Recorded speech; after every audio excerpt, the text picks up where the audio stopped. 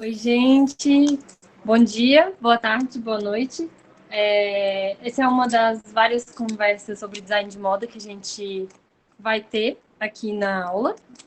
E na conversa de hoje a gente vai falar sobre processo criativo e design independente com a Luana Soeiro, que é também a criadora e desenvolvedora e tudo, dona da Maria Conchá.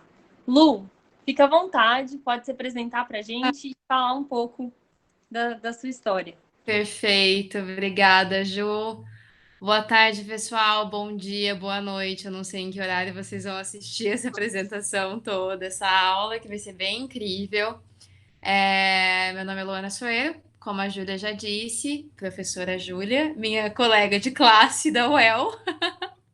Estou muito feliz pelo convite, estou muito feliz em poder dividir tudo que eu tenho aprendido com vocês.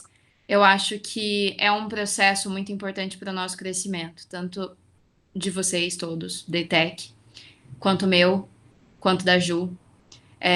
Eu acho que a nossa vida ela é feita dessas trocas, sabe? E o nome Maria com Chá ele vem exatamente disso. É do ritual do chá, onde as pessoas sentam para contar histórias, para trocar experiência e para falar sobre o que a gente ama. Então, antes que vocês me perguntem, nossa, mas por que Maria com chá? É um nome feminino para uma marca feminina com essa troca de histórias que é tão relevante para o valor da minha marca. Então, eu acho que dentro dessa conversa toda a gente vai falar sobre processo criativo, sobre como tudo acontece aqui dentro, porque é um ateliê, eu não tenho uma fábrica, eu não tenho uma estrutura de diversas pessoas trabalhando comigo e para a minha marca. Eu sou uma marca, então eu faço tudo aqui dentro, tudo acontecer. Mas antes de explicar como tudo isso funciona, eu acho que é interessante eu dizer de onde eu vim, no que eu acreditava, qual foi a minha formação, como eu me comportei durante a minha graduação, no que eu acreditava e no que eu acredito hoje, né, Ju? Bom, eu sou filha de professor, eu sou filha de bancária, nenhum deles sabia costurar ou vivia de comércio, nada disso. Eu sempre fui muito criativa desde criança, sabe? Fazendo acessório. Daí eu vendia algumas bijuterias para as amigas, para as mães das amigas. Então, o processo criativo sempre esteve presente na minha vida. E sempre foi muito livre. Assim, eu via as coisas, eu sabia como montar tudo, né, de acordo com eu não sei, uma composição que me agradava, sabe? Sempre foi muito visceral, muito de dentro para fora, né? E a minha avó tinha uma máquina de costura, e quando eu era bem criança, ela me ensinou a fazer roupinha de boneca. E eu acho que todo designer, todo estilista, todo criativo que trabalha com vestuário, começa a história mais ou menos assim: ah, eu fazia roupinha para as minhas bonecas, ou vestia ursinho de pelúcia. Então, essa trajetória ela vem exatamente assim, né? Não sei se é assim com vocês também, mas eu gostaria muito de saber depois um pouquinho de vocês. Se depois a Ju conseguir passar isso pra mim, vai ser uma troca bem legal. Enfim, daí minha avó olhava para as minhas mãos e falava assim: ela tem mão de costureira. E eu falava: vó, como que é mão de costureira? Por que a mão de costureira é diferente?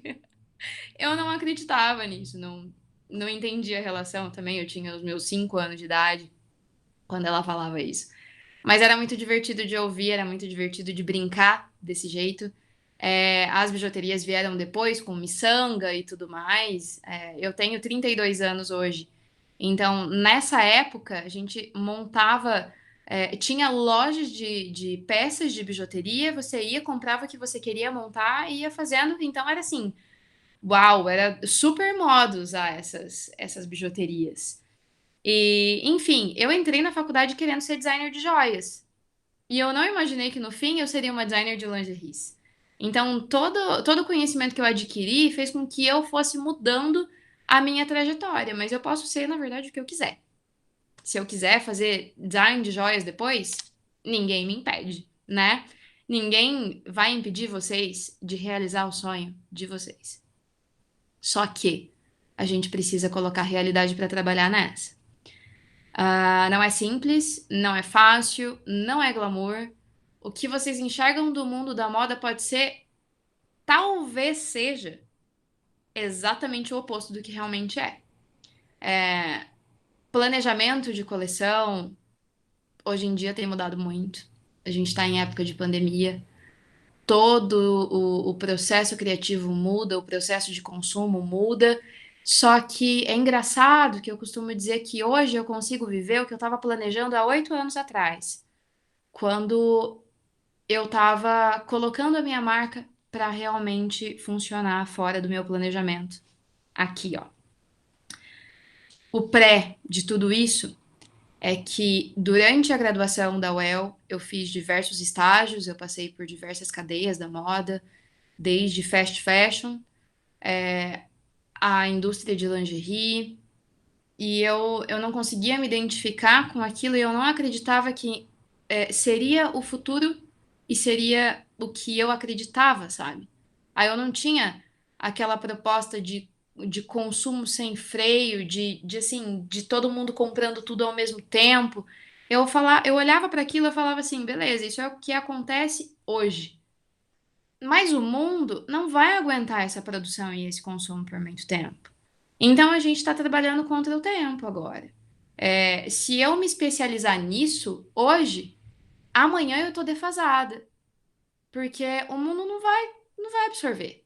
Assim como o mundo não absorve, o número de profissionais que se formam em design de moda hoje, se você não tiver determinação no que você está fazendo, se você não acreditar no que você está fazendo. Então, o segredo de todo sucesso, que eu não digo sucesso tipo em ganhar dinheiro, em ser super reconhecida mundialmente pela mídia e tal. Eu acho que ter sucesso é alcançar o teu objetivo. Então, se você tem essa disciplina para entender o processo de desenvolvimento pessoal, Mara, maravilhoso. Tenha essa disciplina em todas as matérias que você buscar, em todos os estágios, por onde você passar, porque é a sua vida que está em jogo, é a sua profissão que está em jogo. Eu sei que com a idade de vocês isso soa meio distante.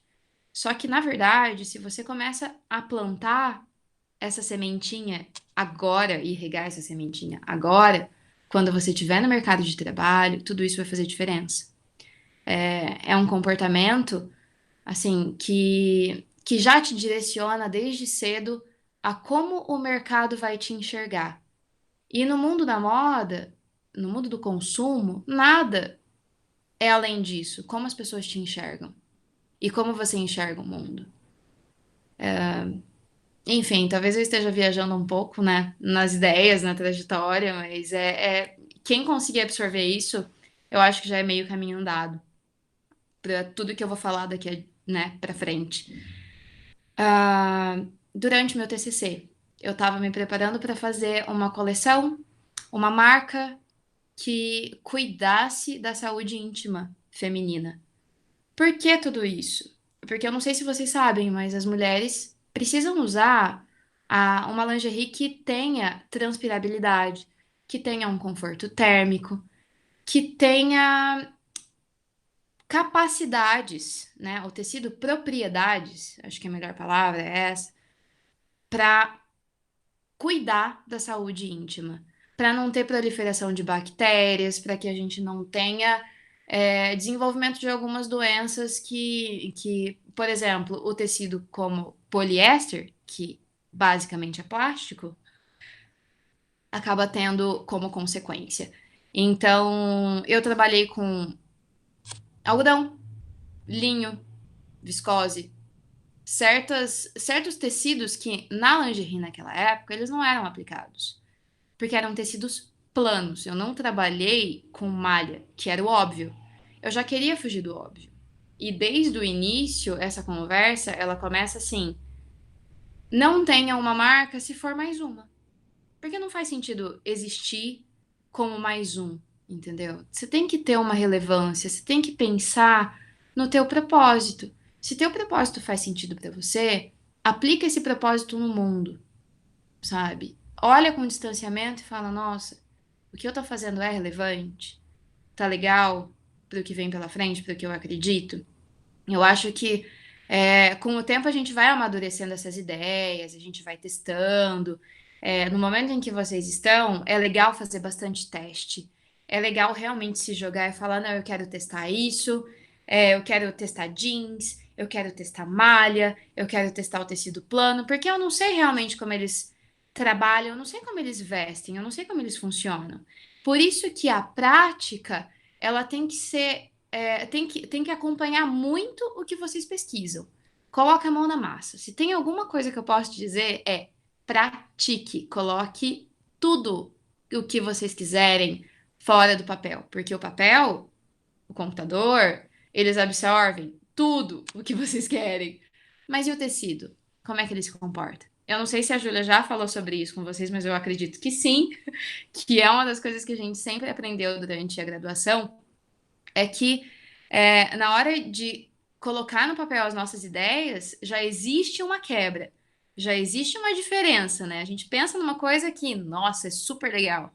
O papel aceita de um jeito, o tecido vai aceitar de outra maneira. Então, é assim, são três coisas: a sua imaginação, o que você passa para o papel e o que você passa para o tecido, e como ele veste, né? Então, aqui dentro dessa pessoa, dessa Luana, ela sempre trabalhou com o que o tecido veste. Eu sempre gostei muito da técnica de mulagem, que é a modelagem tridimensional, e é o que eu uso até hoje para fazer no processo de criação, todas as peças praticamente.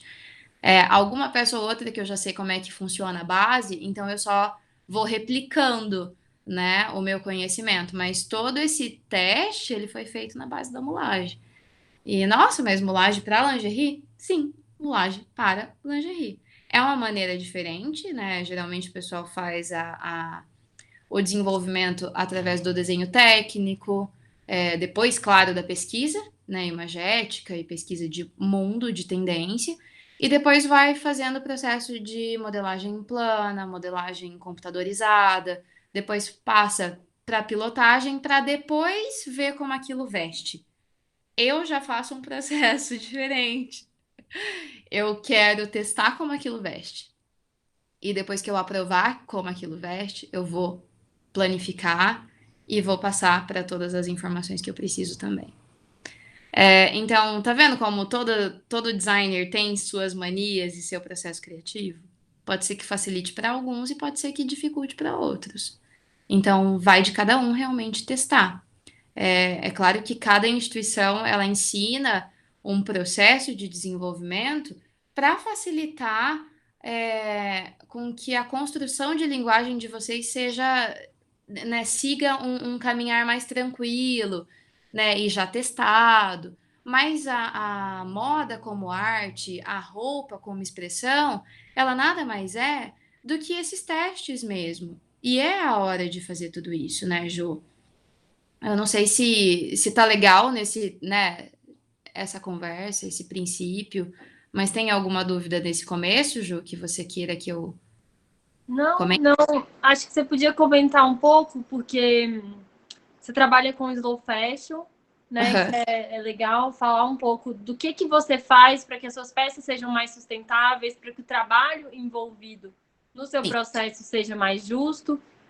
Como você fez essas escolhas, ou conversar um pouco, dando dicas do que alunos que queiram empreender, queiram começar o próprio negócio, podem fazer para conseguir Aham. ter uma coleção mais sustentável, por exemplo. Sim, claro, com certeza. A sustentabilidade ela sempre esteve inserida aqui dentro, assim. Você planejar um produto hoje em dia, a questão de ser sustentável, ela já nasce com a tua concepção de produto. Ela precisa estar ali. Você precisa entender como o teu consumidor vai descartar aquela peça e o que vai acontecer com aquela peça. Ela vai virar lixo em quanto tempo? Então, pensar em todo esse ciclo de vida do produto faz parte do seu criar. Então, não seja irresponsável, não crie peças que vão ser descartadas sem critério. Então, no meu processo de desenvolvimento, eu não estou preocupada com o que vai ser tendência no próximo verão, ou o que vai ser tendência no próximo inverno. E, enfim, é uma maneira de trabalhar o slow fashion hoje. O termo slow fashion é o contrário do fast fashion. É você pensar em como aquele produto vai ser atemporal, como aquele produto vai utilizar tecidos, aviamentos que duram mais tempo, que tenham menos impacto ambiental, que a costureira que está fazendo para você essa peça, ou você mesmo, você teve uma remuneração justa. Então, que é o termo fair trade que a gente utiliza, em todos os princípios dessa cadeia produtiva. Desde matéria-prima, se o teu fornecedor tem essa preocupação que você tem, se tem coerência, a grande palavra para tudo é coerência. Tudo tem que estar coerente com o teu processo criativo. Então, você vai buscar um melhor fornecedor, você vai entender como aquele processo dele funciona, você vai questionar se ele trabalha com reaproveitamento, se ele trabalha com manutenção do espaço, né, produtivo, se ele remunera bem todas as pessoas que trabalham para ele, se ele trabalha com tratamento da água que ele utiliza, como é que funciona a estamparia, tudo isso. Eu sei que pode ser meio chato, né, da minha parte, mas o mundo pede isso hoje em dia. E assim, se você está terceirizando o seu processo, como a tua costureira vai jogar o que sobrou, os retratos, no lixo, se ela separa o lixo da casa dela? Então, tudo isso vem de uma educação e constrói o valor de uma marca, constrói um posicionamento de uma marca e de um profissional independente. E isso pode ser aplicado em diversas fábricas também, em diversas marcas que você vá possivelmente trabalhar, né? E se você é um profissional que pensa em tudo isso, o mercado vai te absorver dessa forma, né? E eu acredito que a gente está aqui realmente para fazer essa diferença, né? Porque a geração de vocês é muito diferente da minha geração e a geração da Júlia, né? A nossa educação, ela é muito diferente da educação que vocês vêm recebendo. Então, nós temos muita fé de que vocês serão profissionais excelentes no mercado e que sim, vão pensar em todos esses pontos que nós fomos ensinados a pensar e educar vocês. Então, é um privilégio receber essa educação e absorver com naturalidade. A gente ainda tem que fazer força, porque o mercado, ele não consegue absorver a gente ainda com todos esses propósitos, sabe? O mercado ainda tem muita dificuldade de enxergar e de posicionar uma marca independente, e eu espero que tudo isso mude com essa, infelizmente, pandemia que estamos vivendo, mas eu tenho aquela sensação de que era preciso algo acontecer para as pessoas mudarem o perfil de consumo. Se o público-alvo muda o perfil de consumo, as marcas automaticamente precisam caminhar com essa mudança. Então, esse consumo desenfreado, esse consumo de peças por precinho que foram importadas da China, porque assim, tá lá na China mesmo, então eu não ligo se a pessoa que está fazendo aquilo recebe 10 centavos de dólar para fazer, né? Porque lá é trabalhado com essa moeda. Mas assim, enfim, entende? Aqui é diferente. A gente tem que trabalhar local, a gente precisa enxergar que as pessoas que estão ao nosso redor dependem do nosso trabalho e nós dependemos dessa malha, né, para fazer um comércio justo que estamos tentando colocar no mercado hoje. Então, assim, se eu vendo muito, não, eu não vendo muito. A minha marca, ela é um ateliê. Eu tenho dificuldade até hoje, são 8 anos de marca, porque eu venho dessa educação. Eu venho desse mercado que estava acostumado a trabalhar com importações, então o meu produto ele não tem competitividade através de preço, mas ele tem um posicionamento diferente de cadeias fast fashion. Então, hoje, o que está acontecendo no mercado é que as pessoas estão enxergando pequenos designers e talvez, possivelmente, daqui a pouco, elas comecem a introduzir pequenos designers dentro de suas linhas de projeto, né? E linhas de produção. Por quê? Porque nós já estamos acostumados a trabalhar de uma maneira que o mercado vai pedir daqui a pouquinho. Então, eu acredito nesse panorama, eu acredito nesse futuro, e eu nunca vou deixar de trabalhar com coerência no que eu acredito. Então, o que eu peço para que vocês aprendam é muito mais do que, enfim, tudo. Trabalhem com coerência, Ju. Acho Sim. que é mais ou menos Você isso. falou de vários pontos, né, Lu, na questão da peça com valor agregado. Essas peças elas são feitas quase que sobre demanda, né? Sim, sim. Estou falando Ela, quase porque você tem alguma produção que fica. Elas têm uma. A ideia é trazer um valor que seja emotivo, que tenha sentimento da pessoa ali. Então, é uma peça que a pessoa ela se vê naquele produto, ela tem uma relação afetiva com aquela peça. A ideia é que aquilo dure, né, mais tempo do que o normal, então a pessoa vai ter um cuidado maior. É claro que trabalhar com isso, né? Tem a questão também dos tecidos naturais, trabalha com muito algodão, viscose, sim.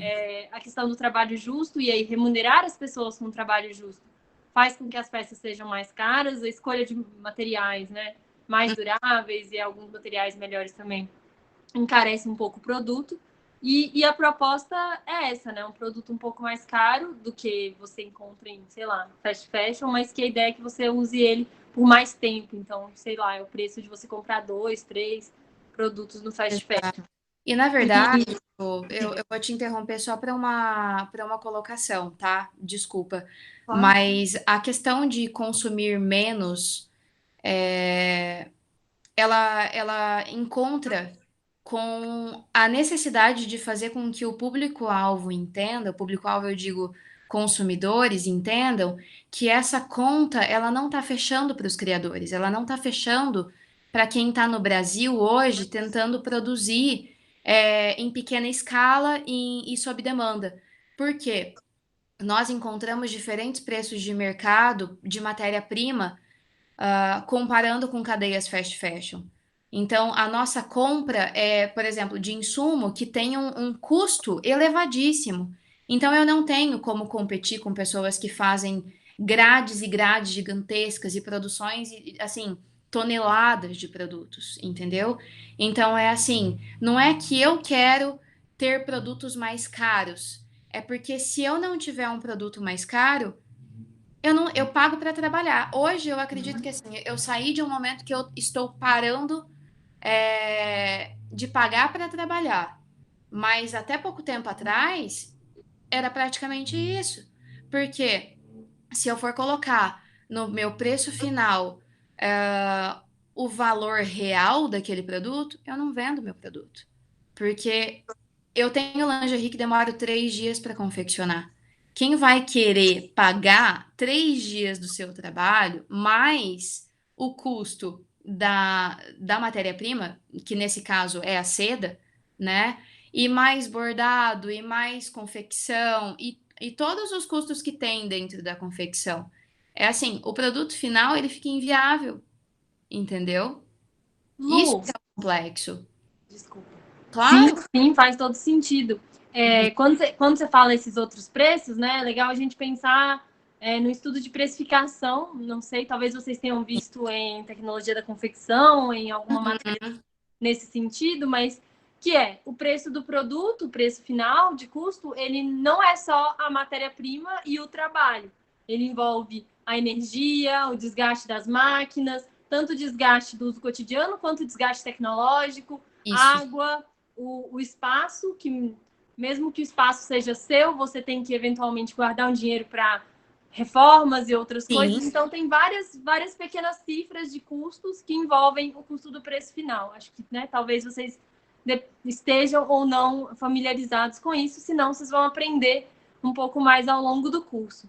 Lu, a Uhum. gente está perto do Perto do horário. final. Queria que você falasse ainda rapidinho, se você puder mostrar alguma coisa do seu produto que você tiver Claro, aí, com legal. certeza. E acho que você pode, enquanto você mostra, falar um pouco dos principais obstáculos que você teve no, no processo de estabelecer uma marca própria, Sim, consciente e responsável, e dar dicas em relação a isso para os nossos alunos, que eu sim. tenho certeza que tem alguns que querem trabalhar nesse sentido, de ter Quero. sua própria marca e tal. Claro, eu incentivo, na verdade, todo mundo a conhecer outras marcas antes, ter um chão de fábrica antes de ter tua própria marca. Desde estágio, tudo. Quando você quiser criar sua própria marca, eu procurei o Sebrae, eles me ajudaram muito desde o princípio. Existem programas nossa, que ajudam financeiramente, né, a fazer tudo o que você precisa para estabelecer sua marca, desde registro, que é muito importante fazer o registro da marca para não ter nenhum problema depois.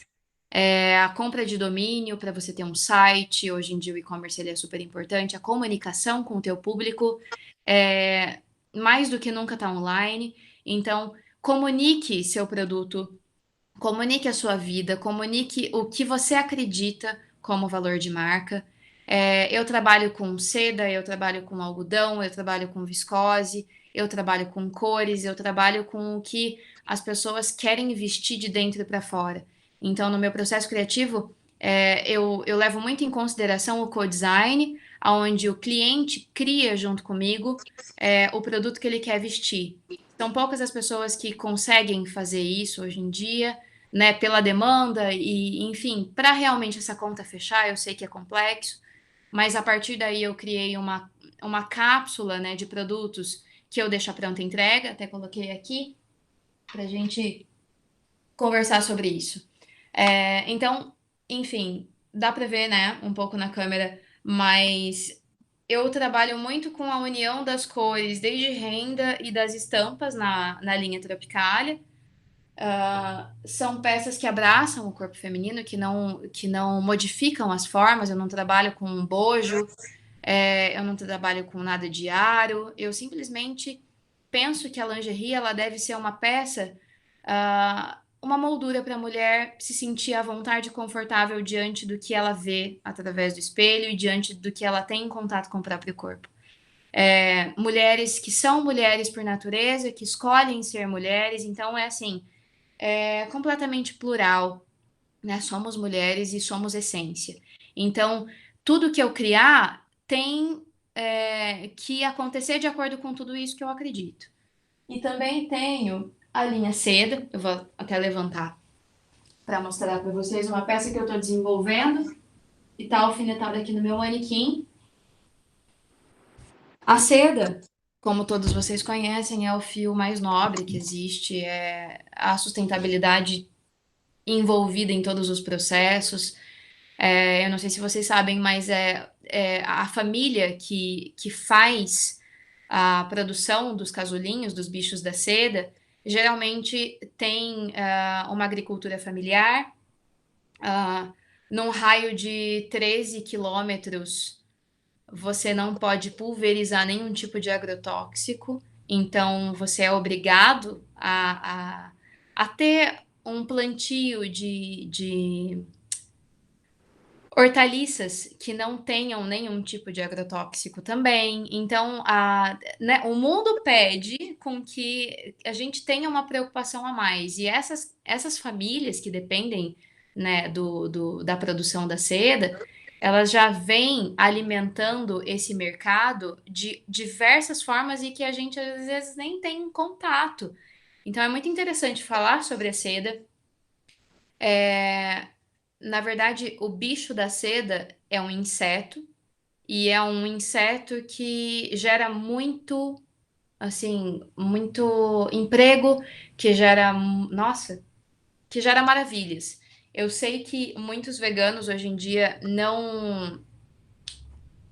não conseguem aceitar, né, a utilização da seda como matéria-prima, por ser um ser vivo, ele morre no processo, mas eu acho que, Ju, eu não sei, eles estudaram um pouco desse processo da seda ou ainda não? Eu acredito, depende da turma que estiver assistindo. Quem já passou pela aula de tecnologia têxtil e materiais deve ter estudado todo o processo. Certo. Acho que é o primeiro ano que tem essa aula. Acho que Ah, é todo legal. mundo passou. Então, eles sabem que o próprio bicho da seda, quando eclode, quando vira uma borboletinha, ele não sobrevive mais no meio ambiente, porque ele foi domesticado há mais de 3.000 anos, e aí o corpinho é muito pesado para as asas, né, levantarem e voarem, então eles morrem em pouquíssimo tempo. Então, diante disso, o mercado ele não considera uma crueldade, como tirar a pele de um animal, enfim, toda essa questão, né? Mas sim como um inseto que gera grandes benefícios, inclusive o benefício para a saúde íntima feminina, como eu tenho falado desde lá de trás. Acho que é legal falar sobre isso. Bom, enfim, essa peça ela é feita na mulagem, tá? Em primeiro lugar, vocês podem ver todo o processo criativo que eu quis trazer e faço questão de trazer para vocês. Porque aqui é totalmente o teste de como essa peça vai abraçar um corpo feminino, com toda a leveza, com toda a propriedade que a marca em si tem como valor de criação e de produto, tá? Então, enfim, eu me coloco à disposição de todos vocês para tirar todas as dúvidas. Eu não sei se foi esclarecedor, mas eu acho que eu conversei com vocês a respeito de valores que eu tenho enquanto pessoa, enquanto designer, que eu acho importante fazer com que vocês pensem a respeito, né, da trajetória de crescimento e de educação de cada um, tá? Porque o design é isso. O design nada mais é do que isso. Solucionar problemas no mundo com a nossa essência, sabe? Com o que a gente acredita, né? E muito obrigada. Acho que é De isso. nada, Lu. Muito obrigada. Eu vou passar o seu Instagram, o seu Ida Maria Por Conchá. favor, E claro, aí, quem quiser pode te mandar perguntas pelo seu Instagram pessoal. Se for em sim. relação à marca, eu acho que pode mandar para o Maria Conchá. A Uhum. Lu super acessível, Super, acho que super super aberto. pode responder vocês. E aí vocês têm uma forma de contato direto com ela também. É, a ideia dessa conversa, né, é trazer né, contribuir um pouquinho no debate sobre moda ética, sustentável, processo criativo e a criação de sua própria marca. E eu acho que ajuda, sim, esse papo, né? Traz uma luz sobre alguns campos. Uhum. E quem tiver mais dúvidas pode mandar mensagem para a Luana, que ela vai responder vocês, com certeza. E pode mandar mensagens também aqui na plataforma, né? Se vocês tiverem alguma dúvida em relação a alguma coisa que seja referente a mim, eu respondo vocês também. Lu, muito obrigada. Diga. Imagina, eu tenho, antes de fechar, uma grande dificuldade que eu coloco para vocês enquanto pessoa e designer, e assim, é um desafio mesmo, saber quanto vale a sua mão de obra. Porque eu até hoje tenho essa dificuldade de entender a complexidade da precificação através dessa linguagem de trabalho. Então, entender o quanto a nossa mão de obra vale, eu vou dizer, é complexo. Então, sim, é uma divisão de vocês que eu quero muito ter acesso. O quanto vocês acham que vale, sabe? O quanto o mercado pode pagar para absorver cada um de vocês enquanto seres criadores e super especiais, tá? Muito obrigada, Ju, mais uma vez. Nossa, tô muito feliz, de verdade. Um beijo para todos vocês. Beijo, Ju. Beijo, beijo, beijo. Tchau. Deixa eu